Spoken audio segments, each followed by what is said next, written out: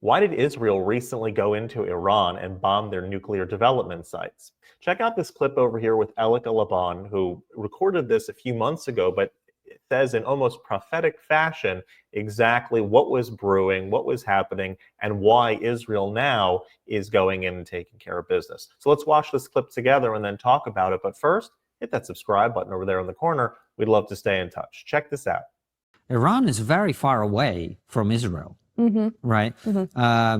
So their objective and their desire to wipe Israel off the map, which is one of their objectives, seems to a lot of people kind of difficult to understand. Can you talk a little bit about that? Yeah, we can talk about that. So basically, Iran, there's two types of Islam. There's Shia Islam and Sunni Islam. The regime in Iran subscribes to 12 Shia Islam. So the reason it's called 12 Shia Islam is because they believe that the descendants of the original prophet Muhammad is not the correct lineage of the prophets. It's of his son-in-law and cousin. So the 12th Imam, which was Prophet Mahdi, so there's this theory called Mahdiism. This Prophet Mahdi was said to have gone into occultation, so he went into hiding around 937 CE. So he's gone into hiding, he's gone into occulation, and the theory is that the final prophet emerges once there is once justice and equality has been achieved in the world. And the thing that achieves this justice is that the last drop of blood of Israel falls. So the end of Israel brings back the final prophet. Oh, yeah. I've never heard this. That's fascinating. Yeah. So it's a religious thing. It's a prophecy thing. Yeah. So they need to destroy Israel. They need to destroy Israel, correct. So that's why, for the prophecy to be fulfilled. Exactly. So that's why, that's now how you get into the proxies of the regime, right? So you have the regime almost immediately after the regime comes into power so it comes into power in 1979. Within the next 2 years, between that 1981, they create Hezbollah. So Hezbollah is essentially a second IRGC, which was created for the purpose of destroying Israel from the closest possible border. Because as you said, Iran's not close enough to Israel to be able to accomplish that. So they were like, okay, let's take Lebanon. Let's put an army of the IRGC in Lebanon, which is what is the IRGC? Sorry. The Islamic Revolutionary Guardian Corps. Okay. So this is okay. So the system in Iran is like this. You have a regular government, which is, for all intents and purposes, just symbolic because it's under so you have the supreme leader. The system is called Velayat Faqih. You have the supreme leader, and underneath the supreme leader, you have the IRGC, which protects the supreme leader. And then you have the regular government, which is parliament, judiciary, and executive, the president. But all of these are under the rule of the supreme leader. So the IRGC essentially protects this system of Velayat Faqih, the supreme leader system. So the second IRGC is created in Lebanon, which is Hezbollah. So after the revolution is successful, Assad comes to Iran to congratulate Khomeini and says, what do you need? And Khomeini says, we need a passage to Lebanon to create this second army to destroy Israel. So they go through Syria, and they come down in northern Lebanon at the same time. This is like around the same time that, remember, Israel's now in southern Lebanon. And this is why the Western world often says that Hezbollah was created in response to Israel's occupation. Well, that's completely false. First of all, Israel was occupying the south of Lebanon at the time to remove the PLO that were throwing rockets into Israel. And in fact, the Lebanese in the south were actually allying with Israel to help take out the PLO, the SLA. Hezbollah's coming down in the north, and it's basically killing everybody who's not submitting to their rule. Even Shiites, even Shiite Muslims, Sunnis, Christians, basically everyone.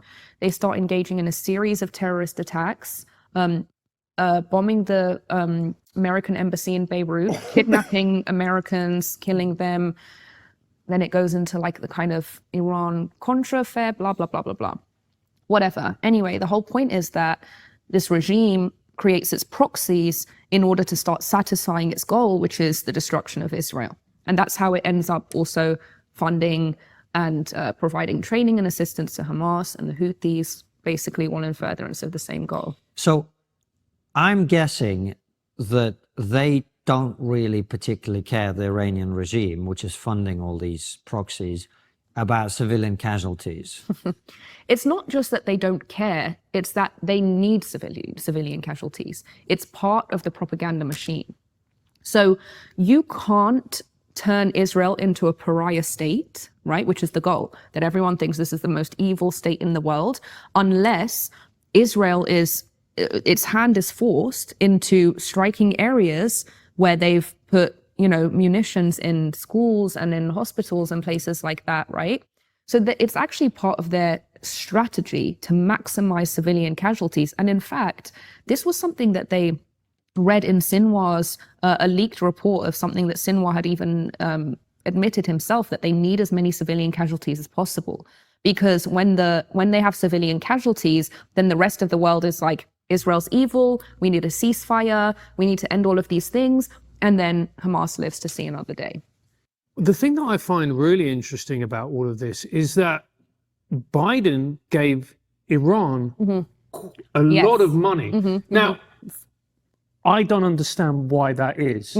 Could you explain the amount of money that he gave? Yeah. And there must have been a rationale behind it. Yeah. So what was the rationale? So in August of 2023, about 2 months before the October 7th, Biden ends up giving $6 to $7 billion to the regime as part of a prisoner exchange deal, where you get a couple of Iranians from American prison and a couple of Americans from Iranian prisons. Now, we've done these prisoner exchanges in the past without any transfer of money. So under the prior government, under Trump, they got back 2 American prisoners, Shi Wei-Wang and Michael White, with no exchange of money. So this was very curious. We were like, why are you giving them $7 billion? Mind you, they also didn't retrieve one American national, Jamshid Sharmad, who, I don't know if you heard about this, they executed him last week. This is a man that the regime had kidnapped. He was a dissident to the regime, like the rest of us. They tried to assassinate him in California in 2009, and when they failed, they kidnapped him from Dubai, took him to Iran. Biden's administration didn't try to get him back, and then they ended up executing him last week after Israel struck the regime's military bases. So first of all, we're like, why are you giving them money? Second of all, why aren't you bringing them all back?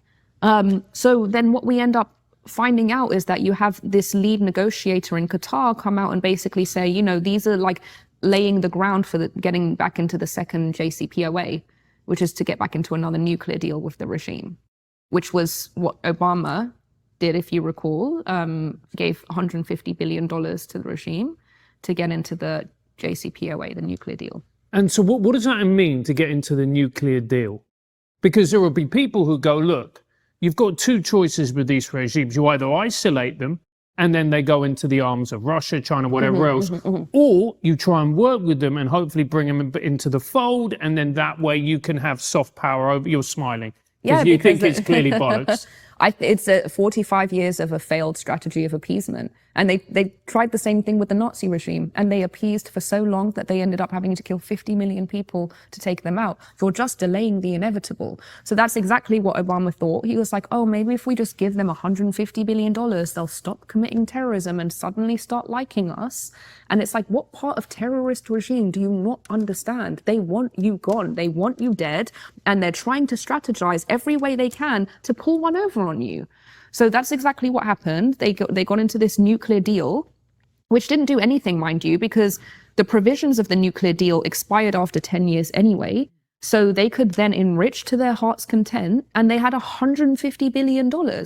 And at that time, there was actually another revolution in Iran, the Green Movement, and the regime was on its last legs. And they ended up empowering the regime once again, and Obama comes out a few years later and he's like, oh, you know what? I made a huge mistake. I should have stood with the people of Iran to help them take out the regime. But that was what they believed at the time. They thought diplomacy would Yeah, they thought diplomacy would sort this out. And you said something which made me think that, do you think the war with Iran is inevitable between Israel and Iran at this moment? Between Israel and Iran, Well, it's kind of already I think happening, that's, isn't it? yeah, there kind of is a war already. Yeah. But I mean, More? Yeah, I think more. more. I think more's coming, yeah. And do you think it's inevitable, really? Yeah, I do think it's inevitable because you have, it's at the point now where everyone is hitting back from the last hit.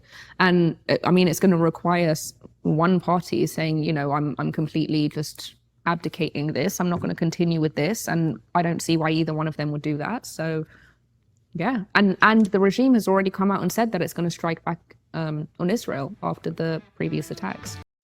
Yep, prophetic words. This was recorded back in December, and here we are. It's not really such a prophecy because it was something that inevitably, I think everybody who was following the situation knew was going to happen sooner or later. That dealing with the Iranians, with the Ayatollahs in a way of diplomacy was just not something that was going to work. As it turns out, terrorist regimes operate like terrorist regimes. Their only goal is to wipe out the desire of their terrorist activities. It's not about living in peace. It's not about making their people happy and so forth. It's about getting an agenda done. And unfortunately, the Ayatollahs have an agenda that involves destroying Israel and destroying America, destroying the West as a whole. Israel is the little Satan, America is the big Satan.